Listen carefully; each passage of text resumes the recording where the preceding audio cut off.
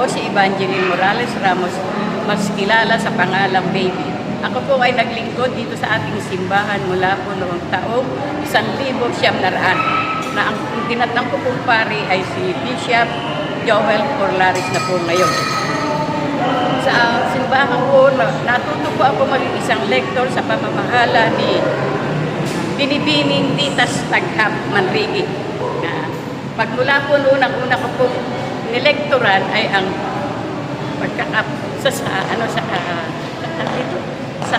salamay po ni Ginoong Patricio Escabillo. Doon po ako nag-umpisa at magmula po noon ay naging lektor na po ako hanggang sa ngayon.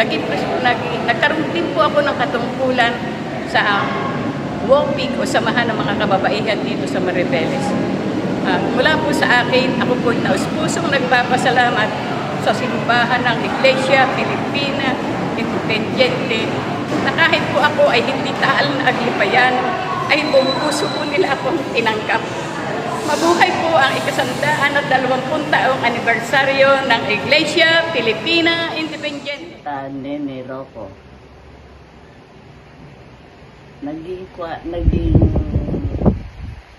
Unang kumanta ako ng Tulusana ay siguro 9 na taon ako noon. 20 taon, 9 na taon, gano'n. Sa bahay pa kami nag-ano noon, sa bahay. Sa mga bahay, 4 na bahay yun. Dito dito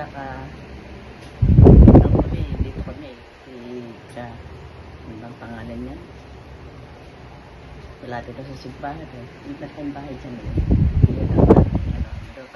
Doon ako na, hanggang sa nag-focus kami noon. Kaya lang walang mga picture noon eh. Hirap ang picture noon. Tapos, naging quiet na ako sa simbahan. Ang alam ko lang, si Apo Colas ay nakuha ng taga Sambales. Ang nakakuha naman, nung bayari na yung gera natin, si Camilo de Sosa. Kaya sa bahay nila kami noon nagno-nobena ng Apo Colas na doon ang simbahan. Pati yung ating Nazareno na wala yan noon. Kinuha naman natin ka Olonga po, Sambales. Nakuha naman nila Capilina de Leon. Sa naging choir kami, marami kami choir noon. Ang tumutugtog sa amin noon ay si Cabadong, instrumento. Wala kasi marunong gitara, wala man si Kuya Iggy, Lilo, si Delpin Nojadera. Yan ang mga tumutugtog sa amin. Lalo kung simbang gabi. Alin pa ng simbahan namin noon. Kasi doon lang yung pintuan.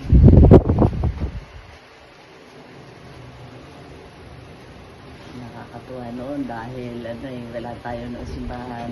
Yung si Apo Colas pinagbinahan namin sa bahay ni Camilo de Sosa. Kasi September 1 na hanggang 10, doon na kami nagno-novena. Yun, nakapaglagay tayo ng simbahang maliit. Pero ang kauna-unang simbahan sa Maribeles, Bataan ay Aglipay, IFI. Wala pang Katoliko noon. Wala. Nang magkaroon ng Katoliko, ay ang mayor na natin ay si Ading ko lang. Pero wala doon ay siyang mayor ay hindi nakapag-anong magandang buhay. Siyang mayor.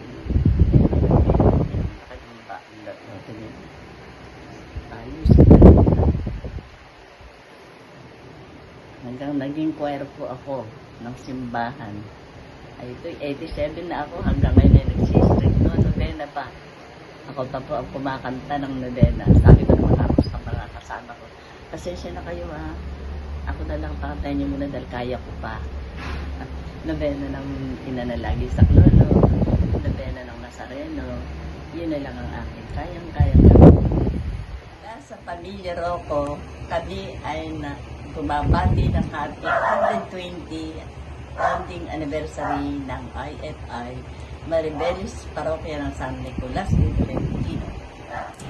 Mula po sa samahan ng Mandarasan ng Maribeles, kami po'y bumabati ng Happy 120 years anniversary IFI Maribeles.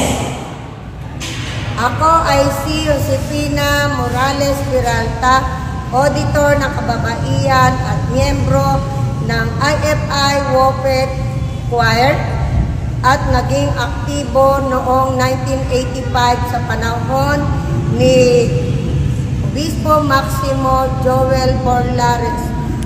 Kami po ng aking pamilya ay bumabati ng ika-120 taong pagkakatatag ng ating parokya ng San Nicolas de Tolentino, Iglesia Filipina Independiente, Maribeles, Bataan, Rodeo et Patria, mabuhay! Ako ay si Jodaline L. Resultay mula sa Hanay ng Kababaihan bilang business manager ng aming samahan. Ako po ay isang mangangantaring ng aming simbahan at aktibong lektor. Ako po ay nagsimula maglingkod sa ating simbahan noong 1985 bilang Little Angel sa pamumuno ng ating Obispo Maximo Joel Borlares. At naging aktibong maging isang choir sa panahon ni Father Vic Sanchez. At hanggang sa kasalukuyan, ako po ay aktibong miyembro at manganganta ng ating simbahan. Hanggang sa ako po ay nagkaroon ng nag-iisang anak at kami pong mag-ina ay aktibo sa ating simbahan mula nang siya'y bata pa hanggang sa kasalukuyan.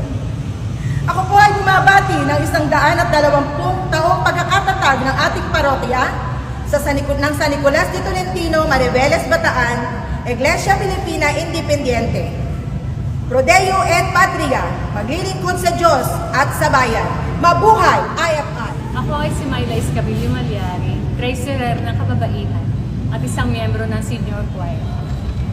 Naging aktibo noong 1985 sa panahon ni Obispo Maximo Joel Borlares. 10 ng aking pamilya, bumabati ako ng 120 taong pagkakatatag ng parokya ng San Nicolas de Tolentino, Maribeles, Bataan, ng Iglesia Filipina Independiente, Rodeo et Patria. Mabuhay! Ng Arlene Lumboy, PRO ng Kababaihan, Senior Choir, naging aktibo noong 1998 sa pamumuno ni Father Sunny Tolentino, 10 ng aking pamilya, bumabati ng ika-120 taong pagkatatag ng ating simbahan ng parokya ng San Nicolas de Tolentino, Iglesia Filipina Independiente, dito sa bayan ng Maribeles. Mabuhay! Shirley King, mula sa Hanay ng Kababaihan, dating kalihim ng Parish Council at kasalukuyang kalihim ng Samahan ng Kababaihan at naging aktibo noong 2013 sa pamumuno ni Monsignor Ramos sa ngalan ng aming pamilya na Mayra, ang aking amang si Aquilino at Luz Lamayra at aking mga kapatid ay bumabati ng ika-120 years